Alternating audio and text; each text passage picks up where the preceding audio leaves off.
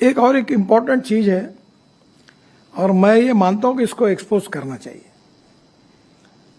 मैं मंत्री होने के बाद मेरा बोलना शायद लोगों को लगेगा कि मैं क्यों बोल रहा हूं।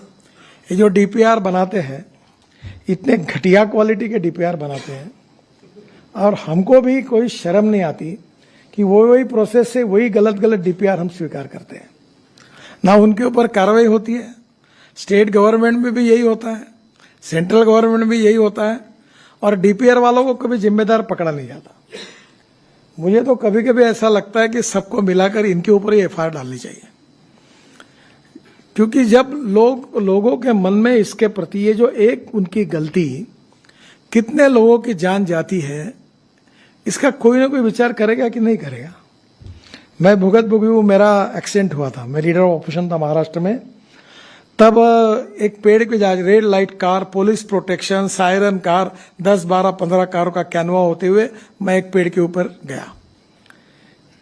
पूरी गाड़ी पेड़ के कारण ट्रक के अंदर घुस गई और वो टायर के कारण बच गया, नहीं तो पूरे कट जाते थे। मेरी पत्नी थी, बच्चे थे, सब एक्सीडेंट हुआ पड़ा। कारण क्या? तो पेड़ रास्ते में आता है, उसको तोड़ने के लिए कलेक्टर को परमिशन मांगकर 3 साल हुए पर परमिशन नहीं मिली। फिर ड्राइवर को कैटरेक्ट निकला। फिर मैंने जब जांच की मेरे पीडब्ल्यू डिपार्टमेंट में, तो 40% ड्राइवर कैटरेक्ट वाले निकले। फिर एक मुख्यमंत्री का गाड़ी का ड्राइवर अनेक सालों से गाड़ी चला रहा था, वो अंधा निकला। फिर एक केंद्रीय मंत्री का ड्राइवर, उसकी एक आंख गई थी। यानी हमारे देश में मेरे समझ में नहीं आता कि इतने सीरियस इश्यू पर कितनी उदासीनता है, और ये मैंने बोलना लोगों के सामने मुझे अच्छा नहीं लगता। और इसलिए स्वाभाविक रूप से फिर कैंप शुरू हुए कैटरेक्ट चेक करने के। टोल नाके पर कैटरेक्ट चेक किया, चश्मे देने की बात हुई। अब हमने ड्राइवर के लिए एसी कैबिन लाई। मुझे लगता है कि ये इशू शायद हमारी ये कमी होगी कि इसका जो महत्व है लोगों की जान बचाने का, शायद लोगों को समझाने में हम कम पड़े होंगे। और इसलिए ये अवेयरनेस और तैयार करना होगा। कानून के प्रति डर भी नहीं और सम्मान भी नहीं। और एक बात ये रिपोर्ट के कारण सिद्ध हुई है, तो मैं पीयूष को धन्यवाद दूंगा, कि जो प्रॉब्लम्स है, जो समस्या है, जो ब्लैक स्पॉट्स है, उसको सुधारने के बाद, उसमें कुछ सुधार करने के बाद एक्सीडेंट में और डेथ में कमी आई है। तो इसका मतलब रोड इंजीनियरिंग और ऑटोमोबाइल इंजीनियरिंग में सुधार करने से कमी आ सकती है। अब ऑटोमोबाइल इंजीनियरिंग में तो बहुत सुधार हो गया। सब लोगों ने 6 एयरबैग लगाना भी शुरू कर दिया है। अभी स्टार रेटिंग भी हुआ है। तो नेचुरली ऑटोमोबाइल इंजीनियरिंग में जो रोड सेफ्टी के लिए और हमारे लोगों की जान सुरक्षा के लिए वो हो गया है, और अगर कोई सुझाव आएगा तो करेंगे। ट्रक और बसेस में भी बस का कोड था। कोई भी हाथोड़ा लेके बस में बैठता था और रोड पर बस बॉडी बनाता था। 6 बार 7 बार मैंने उनको टाइम दिया। अभी हमारे यहाँ समृद्धि महामार्ग पर एक बस आई, जल गई, 50 लोग मर गए। उस दिन मैं इतना गुस्सा हो गया, मैंने बोला सेक्रेटरी जी को कि ये खत्म करो इसको। अब प्रॉब्लम यह है कि बसेस में जब अभी ये जो बड़े कंपनी ने बसेस बनाए, अभी मैंने एक स्लीपर कोच बस बेंगलोर में लॉन्च किया था। ये जो ग्लास दिखती है आपको बड़ी, इस प्रकार से वो पूरी ऐसी जो विंडो थी उसमें बड़ी ग्लास है और उसके बाजू में प्लास्टिक की हथौड़ा है। अगर बस गिर गई तो हथौड़े से वो तोड़कर वो बाहर आ सकते हैं। ये भी सुविधा ये अभी बस में नहीं थी। घटिया क्वालिटी कितनी बनाना सस्ता बनाने के लिए, तो उसके कितने लोग मर रहे हैं। और इसलिए अभी हमने बस में भी और कार में पीछे से बेल्ट लगाने के बारे में नियम बनाया। आज सामने वाले बेल्ट के बारे में भी नियम बनाया। काफी लोगों की जान उसके अंदर बच जाती है। और इसलिए मेरा जो सुझाव है कि अब विशेष रूप से जो स्कूल के टीचर है, हेडमास्टर है, इन्होंने आगे आना चाहिए। उनके स्कूल में रोड सेफ्टी की प्रतिज्ञा लेनी चाहिए। बच्चों को पढ़ाना चाहिए, चाहे इसके कितने डेंजरस है, कैसे लाइफ जा रहे हैं, कितने नुकसान हो रहे हैं, इसके बारे में एक लोगों का एजुकेशन, प्रबोधन, प्रशिक्षण और उसके साथ फिर उसका ट्रेनिंग। तो तो ये जो जनरेशन तैयार होगी इसका बहुत फायदा होगा। मैं वर्ल्ड बैंक में बंडोपाध्याय जी भी है और पीयूष भी है, तो आप एक करिए कि ऐसे कोई टैलेंटेड लोग जो कार्टून फिल्म बनाते हैं, उस प्रकार के छोटे छोटे बच्चों को कंसंट्रेट करके ऐसी छोटी छोटी फिल्म, छोटे छोटे किताबें तैयार कर सकते क्या, इसके गेम्स बना सकते क्या। मुझे याद है हुंडई कंपनी ने, मैं और शाहरुख खान जी थे, उन्होंने ऐसा एक बुक निकाला था। तो ये कंपनियां स्पॉन्सर करेगी और ये इसके बारे में स्कूल में विशेष रूप से 10वीं के पहले तक, प्राथमिक और माध्यमिक, इन स्टूडेंट्स के लिए उनके आईक्यू के हिसाब से इफेक्टिव ट्रेनिंग और कोर्सेस, इसके बारे में हम लोग आगे आए।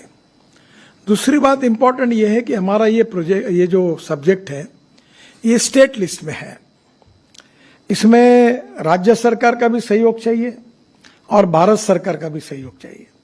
तो स्वाभाविक रूप से जो हमारा पुलिस डिपार्टमेंट है, जो ट्रांसपोर्ट डिपार्टमेंट है, ये इसके लिए सुमोटो कुछ इनिशिएटिव ले। अभी ड्राइविंग लाइसेंस के बारे में हमने काफी चिंता की, ई गवर्नेंस लाया, 16-17 सुझाव उसमें लाए, काफी बदलाव किया कि करप्शन को भी कम करें और विशेष रूप से रोड सेफ्टी के लिए भी सर्वोच्च प्राथमिकता दें। इसका इम्प्लीमेंटेशन स्टेट लेवल पर भी अगर अच्छी तरीके से होता है तो उसका भी फायदा होगा। ये केवल काम सरकारी स्तर पर नहीं होगा, विदाउट सपोर्ट फ्रॉम सोसाइटी ये नहीं हो पाएगा। और इसलिए NGOs, universities, social organisations, schools, colleges और इसके साथ अलग अलग प्रकार के जो इवन पॉलिटिकल पार्टी का भी सहयोग लिया जा सकता है। इसके जो प्रोग्राम्स होंगे वो भी करने में सरकार की तरफ से हम सहायता कर रहे हैं, पर मैं समाधानी नहीं हूं। इसमें जो जो प्रकार के काम सरकारी स्तर पर होने चाहिए उसको और करने की आवश्यकता है, क्योंकि जिस प्रकार से वॉल्यूम बढ़ रहा है, 10% डेथ में और 12% एक्सीडेंट में बढ़ोतरी हुई, इसमें भी कभी कभी तो हमारे एक स्टैटिस्टिक डिपार्टमेंट है 5 साल पहले के एक्सीडेंट को नोट करता था। मेरे को इतना गुस्सा है, मैंने पूछा तुमको पगार 5 साल बाद दे दे, फिर तो 5 साल का डाटा इकट्ठा करे तो 5 साल के बाद पगार दो इनको। यानी कोई शर्म भी नहीं आती है। I am sorry to use this word. और इसलिए पहले मैंने कहा कि कुछ भी करोगे, एक्सीडेंट होने के बाद वहां का पीडी है, आरओ है, वो रजिस्टर करे और तुरंत 15 दिन में हमको पता हो जाए, और इमीडिएट कुछ ऐसे मेजर्स है जो वो कर सकते हैं कि भाई एक्सीडेंट हुआ तो तुरंत वो रोड की दुरुस्ती करें।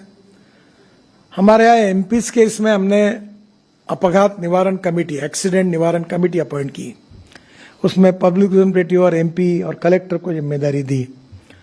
पर इसमें जो जो अवेयरनेस और इसके लिए जो काम होना चाहिए उसकी गति बढ़ानी होगी, और ये बहुत गंभीर समस्या है।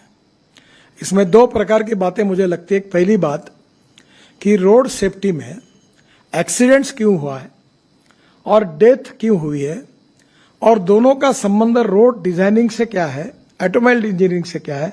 कम से कम ये तो हमारे रीच में है कि इसको हम पूरा कर सकते हैं।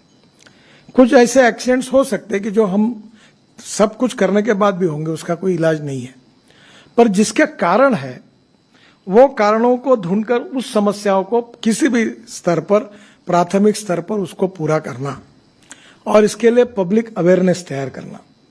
हमारे यहाँ नागपुर में एक अच्छा प्रोजेक्ट चला, मुझे नहीं लगता था उसको सक्सेस मिलेगा, कि उन्होंने क्या किया, जो रूल्स ऑफ द रोड का पालन करते उनको बोनस पॉइंट मिलने लगे, और वो बोनस पॉइंट के आधार पर कोई पिज्जा हट में उसको कंसेशन मिलने लगा, कोई रेस्टोरेंट में मिलने लगा, कोई मॉल में मिलना पड़ा।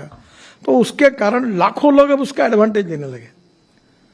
तो एक प्रिंसिपल और फिलॉसफी ऐसी है कि अच्छे काम करने वालों को अवार्ड और बुरे काम करने वालों को सजा। तो नेचुरली ये अवार्ड मिलने लगे, उसके कारण भी कानून के प्रति उसका पालन करना चाहिए, इसका एक अच्छा रिस्पांस मिला। तो मुझे लगता है कि कुछ शहरों में भी एक्सीडेंट की संख्या ज्यादा है, कुछ जगह डेड एंड्स हैं, कुछ जगह रोड के बीच में लोग क्रॉस करते हैं, वहां एक सोलर लाइट का छोटा छोटा लाइट भी लगा दिया तो भी लोग अवेयर हो सकते, वो भी नहीं है।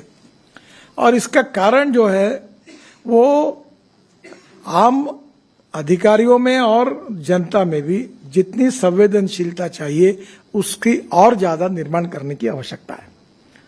और मुझे लगता है कि एक तरफ टेक्निकल रिपोर्ट पर भी काम करना, दूसरी तरफ लोगों को इसका महत्व पटाकर उनको ये कन्विंस करना कि इसमें आप भी कंट्रीब्यूट करें। जो सुनते नहीं उनके लिए कानून को इन्फोर्समेंट करके फाइन करना। और एक प्रकार से इस पूरे एक प्रकार की ऐसी बीमारी है और जो हमारे सोसाइटी में कितने बड़े प्रमाण पर लोगों की एक प्रकार से प्राण जा रहे हैं, तो ये बहुत ही सीरियस सब्जेक्ट है। पर मुझे इस बात का समाधान है, खुशी है कि